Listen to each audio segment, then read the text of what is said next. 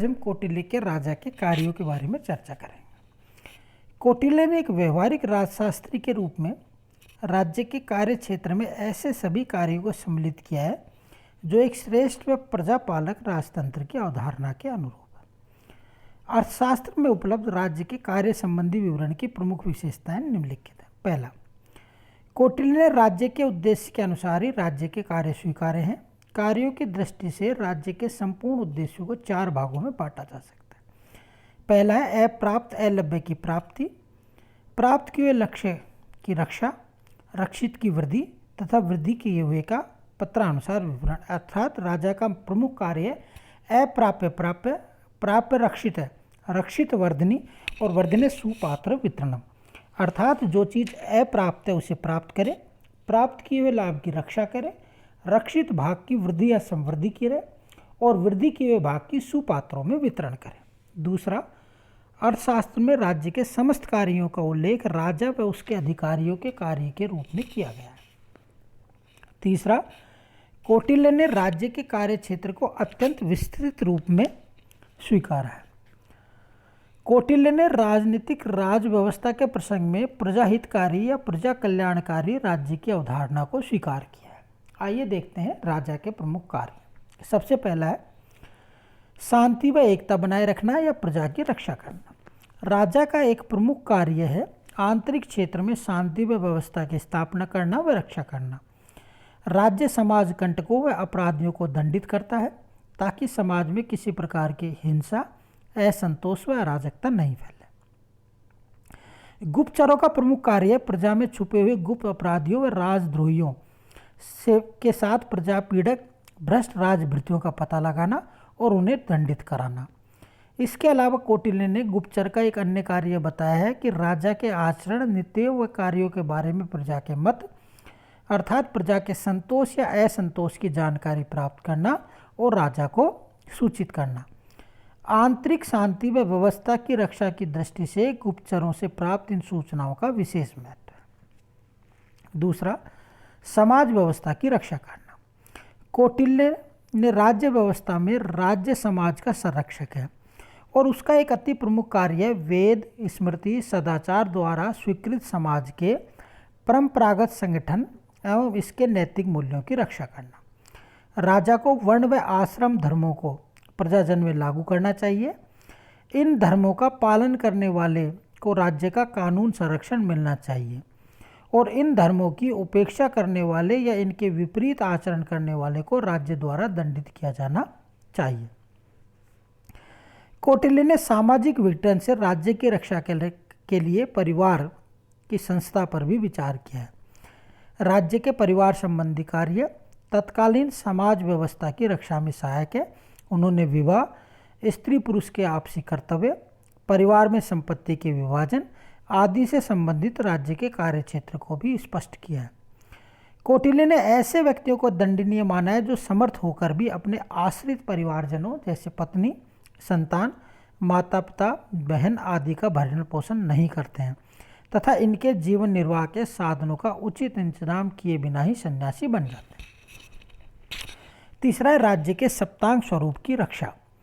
कौटिल्य ने प्राचीन भारतीय परंपरा अनुसार ही राज्य के 7 अंगों वाले एक अवयव के समान माना है। राज्य रूपी शरीर की रक्षा तथा वृद्धि के लिए जरूरी है कि सभी अंगों का संतुलित विकास हो और उनमें आवश्यक सहयोग व सामंजस्य भी बना रहे। इस स्थिति में ही राज्य को समृद्धि प्राप्त हो सकती है और वह इतना शक्तिशाली बन सकता है कि आंतरिक व बाह्य आपदाओं का मुकाबला कर सके। कौटिल्य का मत है कि राज्य की किसी एक प्रवृत्ति के या प्रकृति के अधिक बलशाली अथवा शक्तिहीन हो जाने पर शेष प्रकृतियों पर भी विपरीत प्रभाव पड़ता है। अर्थशास्त्र में अन्य 6 प्रकृतियों की तुलना में राजा नामक प्रकृति को जो प्रधानता व सर्वोच्चता स्वीकारी गई है उसका विशेष महत्व है। राजा की सर्वोच्चता प्रकृति के रूप में राजा का एक प्रमुख कार्य है कि वह राज्य की अन्य 6 प्रकृतियों में उचित तालमेल स्थापित करे और उन पर आने वाली विपदाओं के अंत का प्रयत्न करें। चौथा है राज्य की बाहरी आक्रमण से रक्षा तथा विस्तार। राजा या राज्य का एक प्रमुख कार्य बाह्य आक्रमण से अपनी अखंडता व स्वतंत्रता की तथा प्रजाजन के प्राणों व संपत्ति की रक्षा करना है। बाह्य आक्रमण से अपने अस्तित्व की रक्षा के लिए विभिन्न दुर्गों का निर्माण, सुसंगठित व युद्ध कौशल में प्रवीण सेना का संगठन तथा विभिन्न प्रकार के शस्त्रास्त्रों व युद्ध सामग्री का संग्रह किया जाता है। कौटिल्य कहते हैं कि अपनी रक्षा की समुचित व्यवस्था के बाद राज्य को अपने विस्तार पर भी ध्यान देना चाहिए। अर्थशास्त्र में विजिगीषु राज्य के लिए इसकी रचना की गई है, जिसका राजनीतिक उद्देश्य एक विशाल साम्राज्य की स्थापना एवं रक्षा बताया गया। अतः राज्य को अपनी शक्ति की वृद्धि तथा सीमा के विस्तार के लिए सदैव प्रयत्नशील रहना चाहिए।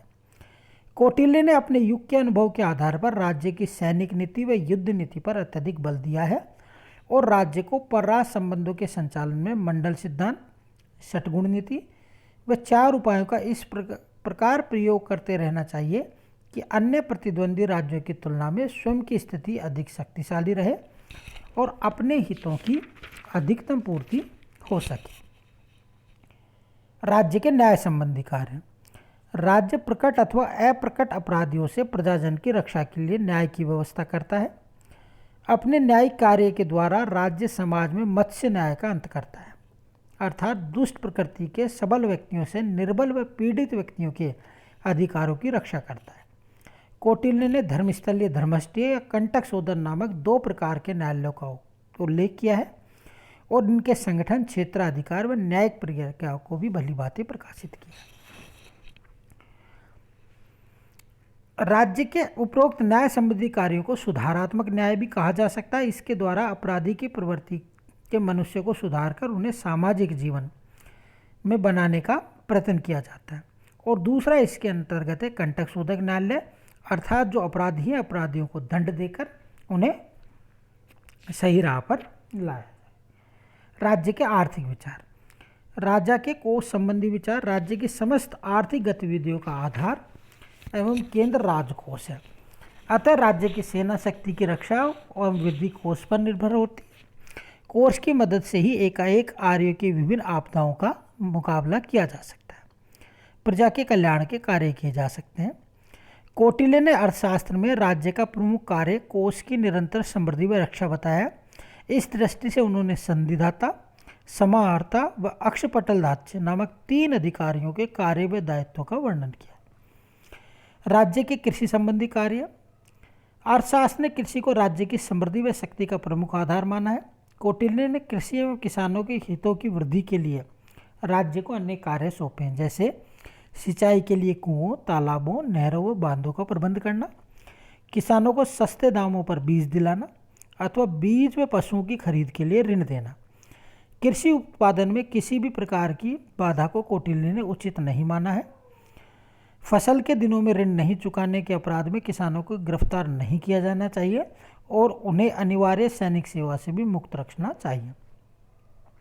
राज्य ने कृषि सीता विभाग का प्रधान अधिकारी सीता अध्यक्ष है, जिसकी देखरेख में संपूर्ण राज्य में कृषि के उत्थान के कार्य किए जाते हैं। वह अदबटाई के आधार पर किसानों को राज के भूमि पर कृषि कार्य का अधिकार देता है। पशुधन की रक्षा में वृद्धि संबंधी अधिकार।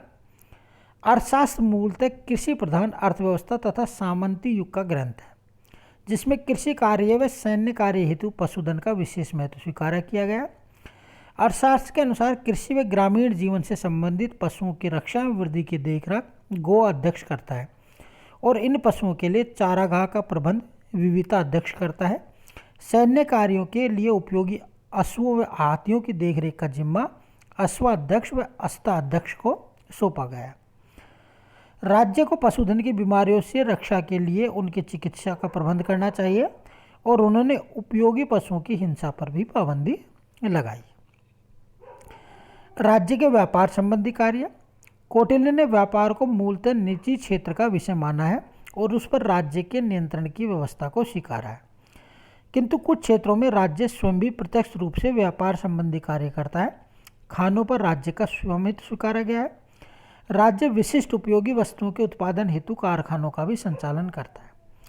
कौटिल्य ने सेना व राज्य भृत्यों की आवश्यकताओं की पूर्ति के बाद इन कारखानों के बचे हुए उत्पादन को राज्य द्वारा प्रजा में बेचने की व्यवस्था को भी स्वीकारा है। इसी प्रकार किसानों से प्राप्त अनाज से बने राज्य के भंडारों के अतिरिक्त अनाज को भी प्रजा में विक्रय कर सकता है। व्यापार के कुशल संचालन के राज्य स्थल व जल मार्गों का निर्माण करता है और इनकी रक्षा करता है। राज्य प्रजा से धातु व शुल्क लेकर सिक्के बनाने के लिए टकसाल चलाता है। राज्य के व्यापार संबंधी कार्यों की दृष्टि से पोतवा अध्यक्ष व पणवा अध्यक्ष नामक अधिकारियों के विशेष महत्व है।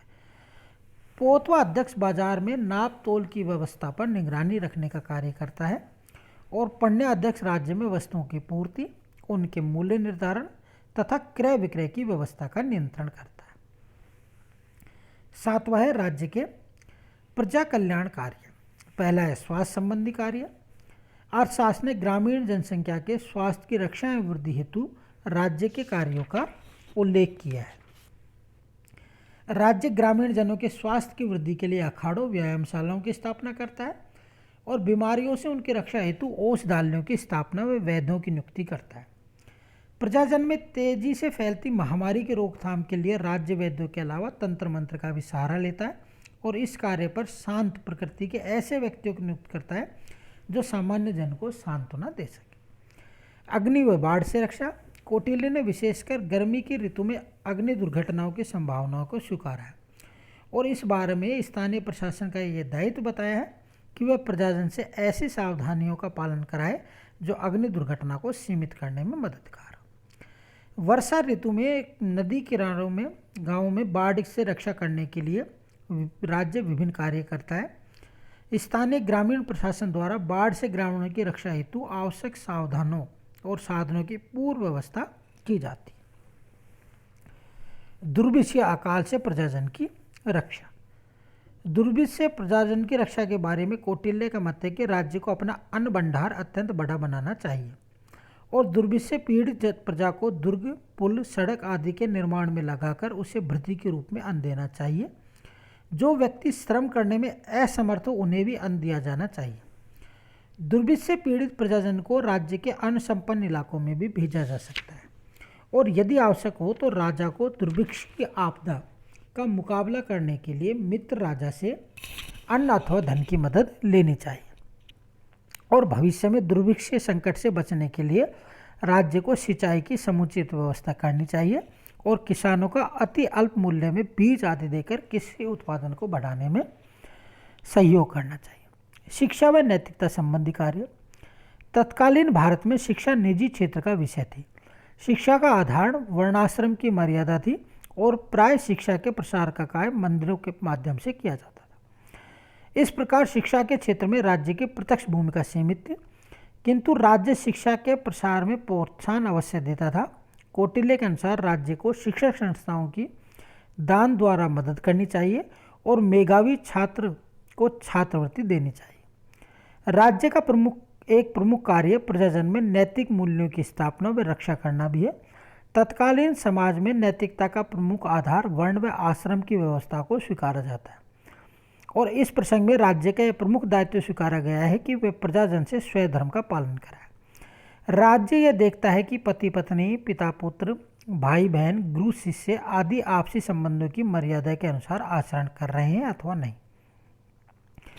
कौटिल्य ने ऐसे व्यक्तियों को दंडनीय माना है जो अपने पारिवारिक दायित्व की उपेक्षा करके मानवीय जीवन व्यतीत करते हैं, क्योंकि इससे परिवार का विघटन होकर अनैतिकता बढ़ने की संभावना रहती है।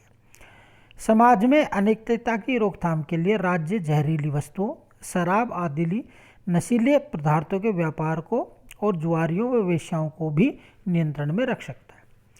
हानिकारक जंतुओं से कृषि की रक्षा। विभिन्न पक्षियों, चूहों, टिड्डी दल व कीड़ों से कृषि को होने वाली हानि का उल्लेख करते हुए राज्य का उत्तरदायित्व बताया गया है कि वह इन हानिकारक जंतुओं से कृषि की रक्षा करें। हिंसक पशुओं से रक्षा।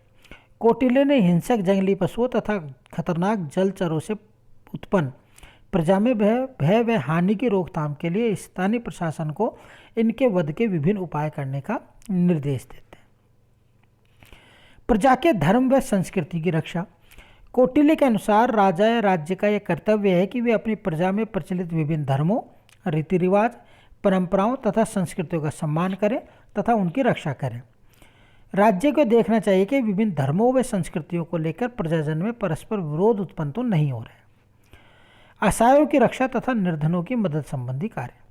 कौटिल्य ने वृद्ध, रोगी, अनाथ बच्चों, असहाय, बांझ या असहाय विधवा, स्त्रियों आदि का भरण पोषण करना राज्य का कार्य बताया। उन्होंने राजा को इन वर्गों के प्रजाजनों की पितृत्व रक्षा करने का निर्देश दिया। असहाय व निर्धन वर्ग के प्रजाजनों, विशेषकर स्त्रियों को रोजगार देने की दृष्टि से सूत्राध्यक्ष नामक अधिकारी के कार्यों का विशेष महत्व है। वह विधवा या अपंग स्त्रियों, असहाय कन्याओं, सजाप्राय स्त्रियों, वेश्याओं की बूढ़ी खालाओं आदि को कपास, सन, जूट आदि कतने एवं बटने के लिए देता है और उन्हें कार्य अनुसार मेहनताना देता है। जो स्त्रियां अपने घर में ही रहकर कार्य करना चाहती हैं उनके लिए विशेष प्रबंध करता है।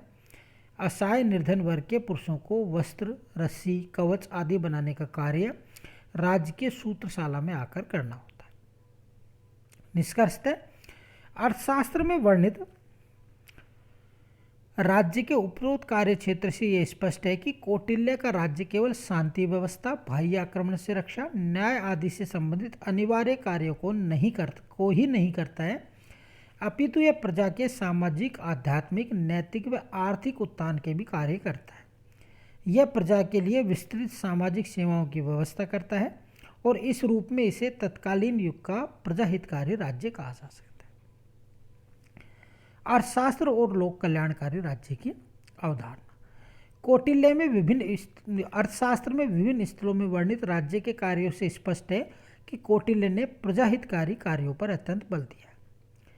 एम.एल. शर्मा और डॉक्टर पूर्णानंद का मत है कि अर्थशास्त्र ने राज्य के जो कार्य बताए हैं वे आधुनिक लोक कल्याणकारी राज्य से भी अधिक विस्तृत है।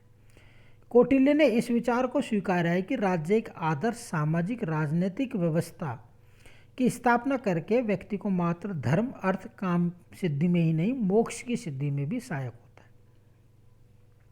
कौटिल्य का राज्य प्रजा के लौकिक व पारलौकिक कल्याण की वृद्धि के लिए सभी आवश्यक कार्यों को करता है। Thank you.